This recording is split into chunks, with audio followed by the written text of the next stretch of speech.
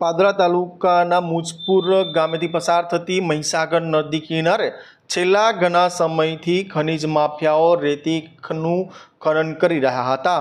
સમગ્ર બાબતે વાત કરવામાં આવે તો તેની જાણ વહીવટીતંત્રને થતાની સાથે જ આજરોજ પાદરા પોલીસ સાથે મામલતદાર દ્વારા દરોડા કરવામાં આવ્યા હતા।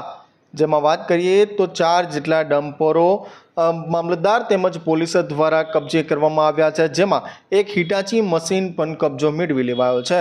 જેમાં વાત કરવામાં આવે તો જે સમયે રેતી ખનન થઈ રહ્યું હતું તે દરમિયાન પોલીસ અને મામલતદારની ટીમ ત્રાટકી હતી, ત્યારબાદ સમગ્ર કાર્યવાહી હાથ ધરવામાં આવી છે। સાથે સાથે વાત કરવામાં આવે તો સમગ્ર બાબતે ખનિજ માફિયાઓ છે તે ફરાર થઈ જવા પામ્યા હતા, પરંતુ ક્યાંક ને ક્યાંક વાત કરીએ તો મહીસાગર નદીમાં રેતીનું ખનન અગાઉ પણ તંત્ર દ્વારા ઝડપી લેવામાં આવ્યું હતું, ત્યારે છેલ્લા 1 મહિના ઉપરાંતથી આ રેતી ખનન ચાલી રહ્યું હતું, જેની બાતમી સ્થાનિક વહીવટી તંત્રને મળતાની સાથે જ તેઓ દ્વારા મોટી કાર્યવાહી હાથ ધરવામાં આવી છે।